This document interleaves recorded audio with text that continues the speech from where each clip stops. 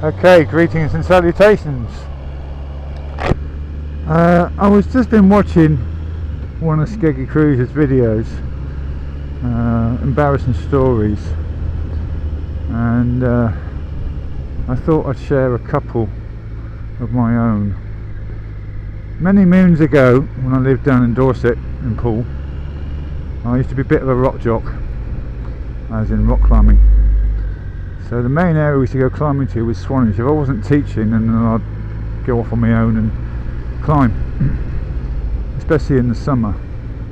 Now, I had two options of getting to Swanage. I could either take the bike, or, as I was working for Wilton Dorset at the time, I had a free bus pass. Now obviously in the peak of the season, like any tourist area, it is rather busy. So in the hot heat, I'd rather than wear my leathers, I'd jump on the bus. It was free. There's a bus stop just outside the house.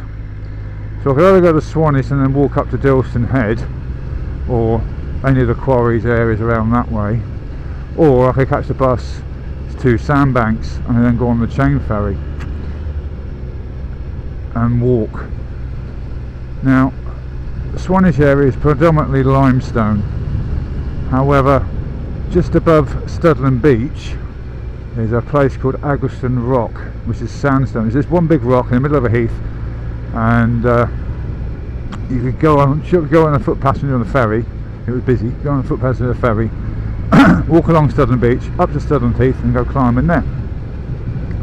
Now obviously as I'm walking and it's hot, I didn't want to carry all my climbing kit, so what I used to generally do was just take a harness, perhaps a chalk bag, bottle of water, and my climbing boots, and so that minimal. So if I could meet someone that actually had rope and all the kit, I could use my little bit of kit and then team up with them, or I used to free climb.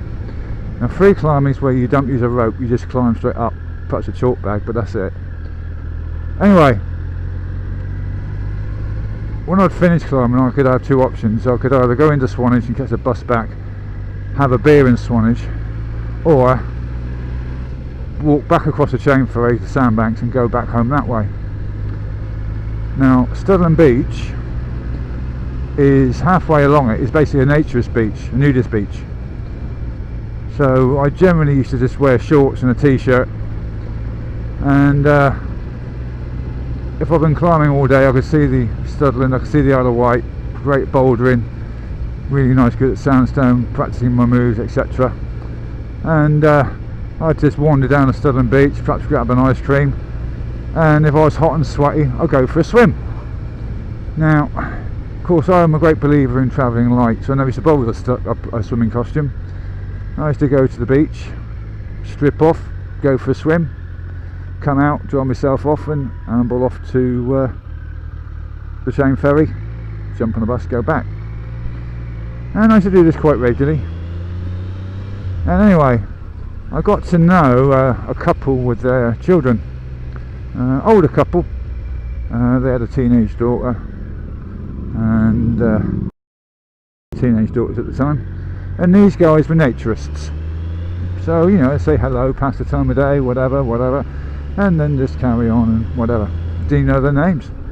Anyway, one time I decided to go to Darkstone Head and go climbing there, and coming back into walk down from Darkstone Head, decided to stop off for a beer, had a quick beer, and I was coming out of the pub, and it's where the tour buses drop for the Blue Rinse Brigade. And I'm walking along with backpack on, with my little day sack on, thumb up bum, mind in neutral, when I hear this, "Hey! And you say hello, you miserable git?" I turned round and without thinking, it was, "Oh, hello! I didn't recognise you with the clothes on." Unfortunately, all the blue rinses were getting off the coach at the time, so I'm not sure what they thought of me. They thought I must have been a swinger or something kinky going on. So that was a bit embarrassing. And the other one is, this is when I got married. Pixie and I got married. We got married in Poole. and trying to sort out honeymoon, we decided to go to Jersey for our honeymoon. We had an all-inclusive thing at Gorey. So we goes to Gorey, and we gets there. Of course, we had the night of passion on your honeymoon. And the next day, we decided to go looking around Jersey. So we go into the catch the bus there, because there's a brilliant bus service over in Jersey. And we're looking around, and we passed this Ann Summers shop. So I said, you know, well, let's go in then, Pixie. So he goes in, has a look, and anyway, I come across these rampant rabbits. Now, I'm not naive, I'd never seen one before, but the one I've seen was the deluxe model, the king size version. So I says to Pixie, hey Pixie, you know, do you want one of these? She looks at me and goes, nah, I don't need one of them, darling, I've got you. So of course that's it, you know, male pride, ego, shoulders go back, chest comes out, strutting like a peacock. And as women have the habit of doing, especially Pixie, if I'm getting too big for my boots, she has this really easy way of cutting me down to size. She turned round though and pointed and said, oh, I'll have one of those, pointing to a Buzz Bunny. It wouldn't have been so bad, but there was a group of people standing by us at the time. I could have died. Oh, I've also thought of another one that you might enjoy. Years and years ago, I applied for a job in an outdoor pursuit centre, and I was late teens, early 20s, something like that. And one of the prerequisites of working there was you had to get yourself what is called a sports and leadership certificate. Anyway, long story short, there was one available. They put me on the course. It was a 4-week course, so I went on it. Predominantly the age range of the people were in their 30s. This is not mainly for like running sports centres and managers and all this sort of stuff. There was 3 of us though that was of the same age. Myself, a Swedish girl, I think she was Swedish, but anyway, and another guy.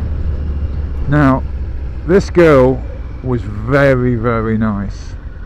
Blonde haired, blue eyes, good muscle tone, and certain other attributes that men find very attractive.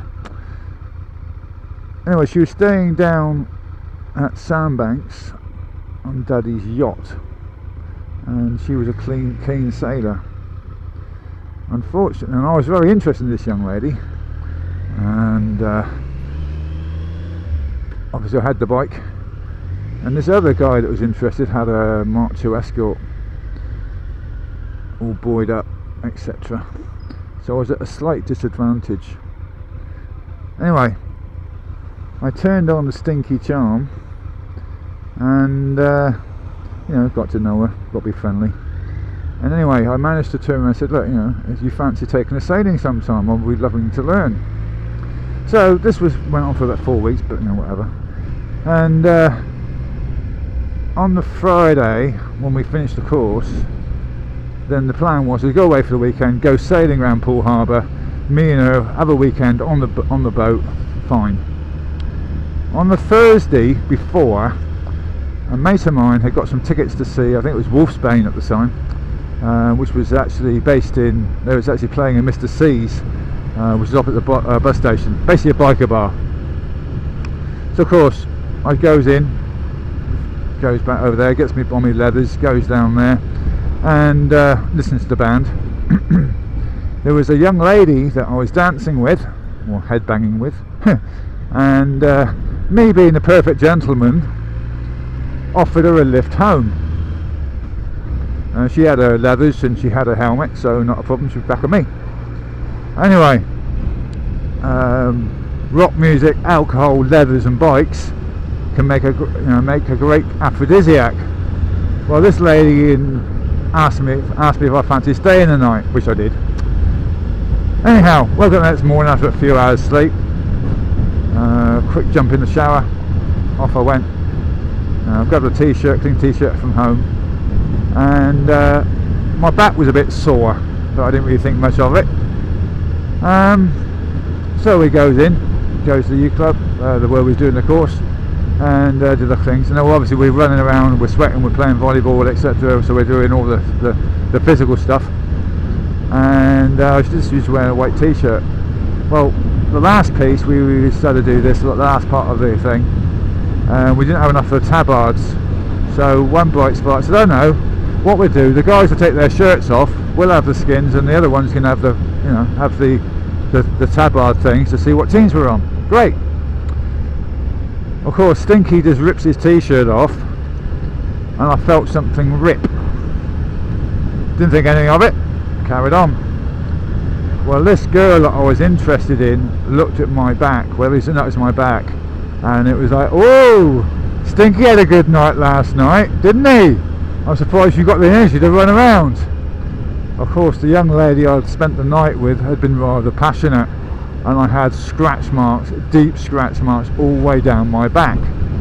Obviously, with the running around, being hot and sweaty, and it opened up, and then it bled onto my t-shirt, and my t-shirt was stuck.